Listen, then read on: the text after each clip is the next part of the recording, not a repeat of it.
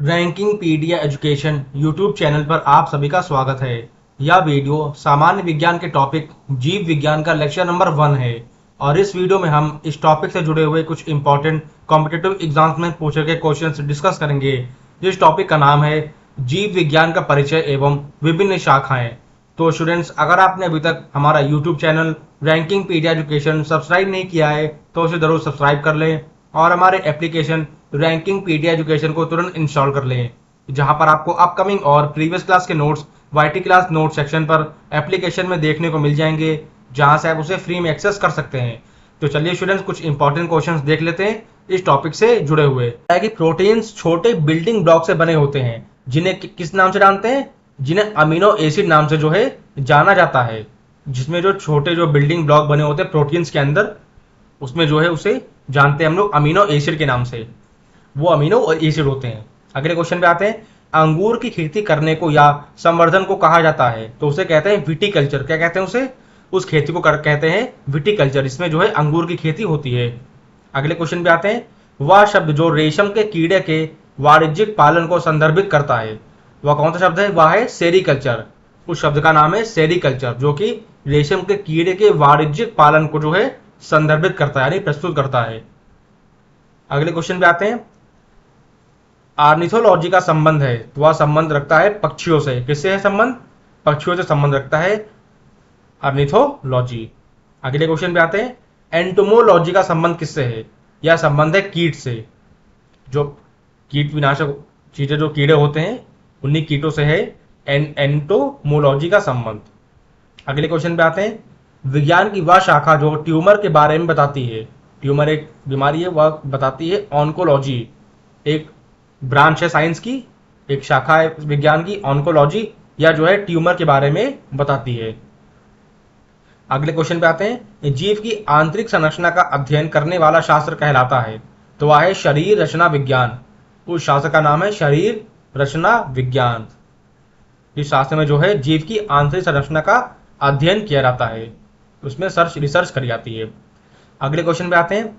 चींटियों के अध्ययन को क्या कहते हैं? तो इसे कहते हैं मर्मिकोलॉजी। क्या कहते हैं इसे? मर्मिकोलॉजी कहते हैं।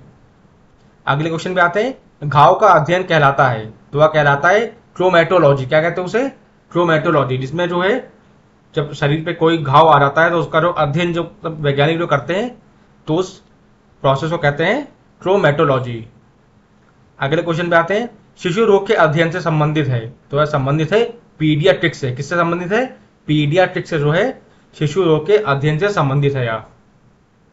चलिए अगले क्वेश्चन पे आते हैं। जीन के भीतर आधार अनुक्रम परिवर्तन कहलाता है तो उसे कहते हैं उत्परिवर्तन। क्या कहते हैं उसे?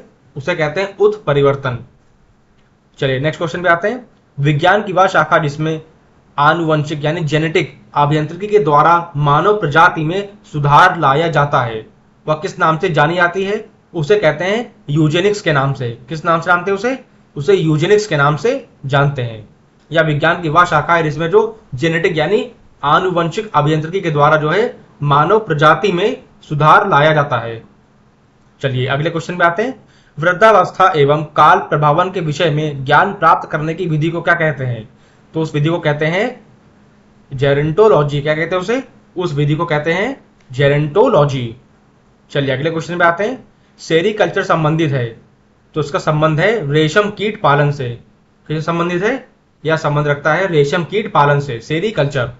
चलिए अगले क्वेश्चन पे आते हैं। मधु के लिए मधुमक्खियों और छत्तों का पालन और रख रखाव कहलाता है तो इसे कहते हैं एपीकल्चर। क्या कहते हैं इसे? इस प्रोसेस को कहते हैं, इस रख रखाव को कहते हैं एपीकल्चर। इसमें जो मधुमक्खियां हैं और उनके मधु और उनके छत्तों का जो पालन और रख रखाव होता है, इसे या एपीकल्चर में होता है। चलिए अगले क्वेश्चन पे आते हैं। रेशम के रेशों के उत्पादन के लिए रेशम के कीटों के पालन को क्या कहा जाता है? तो उसे कहते हैं सेरीकल्चर।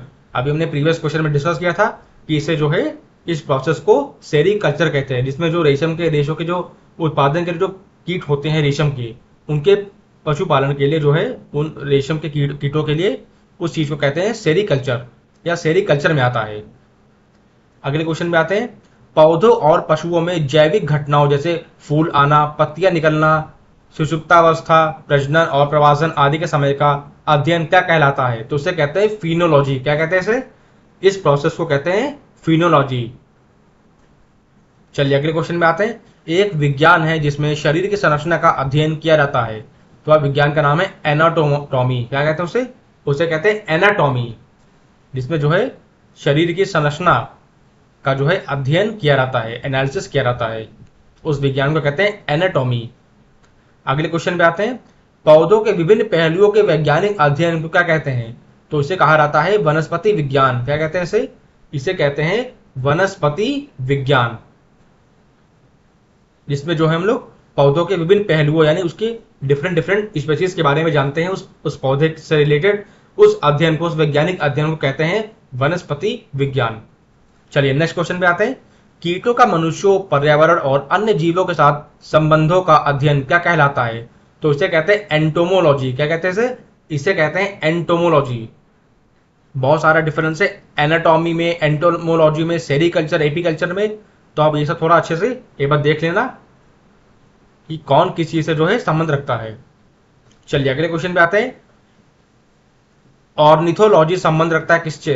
तो वह संबंध रखता है पक्षियों के अध्ययन से। जैसा कि हमने भी डिस्कस किया था कि अगर बात आएगी ऑर्निथोलॉजी की तो यह संबंध रखेगा पक्षियों से, जिसमें हम लोग पक्षियों बहुत सारे पक्षी होते हैं, उसमें उन सभी पक्षियों का अध्ययन करते हैं, उनके स्पीशीज के बारे में पढ़ते हैं, जानते हैं, उनका एनालिसिस करते हैं। वो सभी आता है ऑर्निथोलॉजी में, यह एक तरह का अध्ययन होता है। चलिए अगले क्वेश्चन में आते हैं। हर्पेटोलॉजी, यह संबंध किससे रखता है? यह संबंध रखता है सरीसृप और उभयचर के अध्ययन से। किससे संबंध रखता है यह? हर्पेटोलॉजी यह संबंध रखता है सरीसृप और उभयचर के अध्ययन से। चलिए अगले क्वेश्चन पे आते हैं। बागवानी की वह शाखा जो सब्जियों के उत्पादन, भंडारण, प्रसंस्करण और विपणन से संबंधित है, वह क्या कहलाती है? वह कहलाती है ओलेरीकल्चर। क्या कहते हैं उसे? वह जो होती है वह कहलाती है क्या? ओलेरीकल्चर, जो कि सब्जियों के उत्पादन, उनके भंडारण, उनके प्रसंस्करण और उनके विपणन से संबंध रखती है। यह बागवानी की एक शाखा है जिसे ओलेरीकल्चर कहते हैं। नेक्स्ट क्वेश्चन पे आते हैं। साइटोलॉजी निम्न के अध्ययन से संबंध रखता है, वह है कोशिका यानी सेल। जो बॉडी में सेल्स होते हैं, कोशिकाएं होती हैं, या संबंध रखती हैं साइटोलॉजी से। अगले क्वेश्चन पे आते हैं। कौन सी चीज निर्दिष्ट आबादी में स्वास्थ्य से संबंधित स्थितियों या घटनाओं के वितरण और निर्धारकों का अध्ययन और इस अध्ययन का स्वास्थ्य समस्याओं के नियंत्रण के लिए अनुप्रयोग है?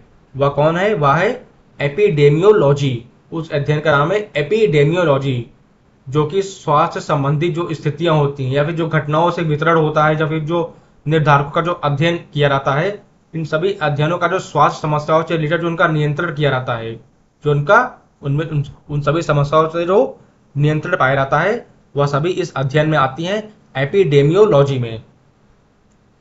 चलिए अगले क्वेश्चन पे आते हैं। माइकोलॉजी यह किसका अध्ययन है? यह अध्ययन है कवक का। किसका अध्ययन है? यह अध्ययन है माइकोलॉजी, कवक का। ऐसे अगले क्वेश्चन पे आते हैं। मानव शरीर के निम्न में से किस अंग से संबंधित विषय को हेपेटोलॉजी कहा जाता है? तो इसे कहते हैं यकृत। किसे संबंध रखता है? यह हेपेटोलॉजी संबंध रखता है यकृत से। यहाँ पे बहुत सारी चीजें से रिलेटेड जो अध्ययन दिया हुआ है इन सभी क्वेश्चंस में, और यह किस चीज से संबंध रखती हैं, इस चीज के बारे में यहाँ पे दिया हुआ है। आपसे घुमा फिरा के क्वेश्चन ये भी पूछ सकता है कि इस चीज का अध्ययन जो है किस चीज से संबंध रखता है, या फिर आपसे ये भी पूछ सकता है कि इस संबंध वाली चीज जो है या कौन से अध्ययन से जुड़ी हुई है। तो इस तरह से क्वेश्चन आपके घुमा फिरा के पूछ सकते हैं। तो इन सभी क्वेश्चंस को आप अच्छे से एक बार गो थ्रू कर लीजिएगा। मिलते हैं फिर एक अगले वीडियो में एक और अच्छे टॉपिक के साथ, जो कि आपके एग्जाम में पूछा जाता है।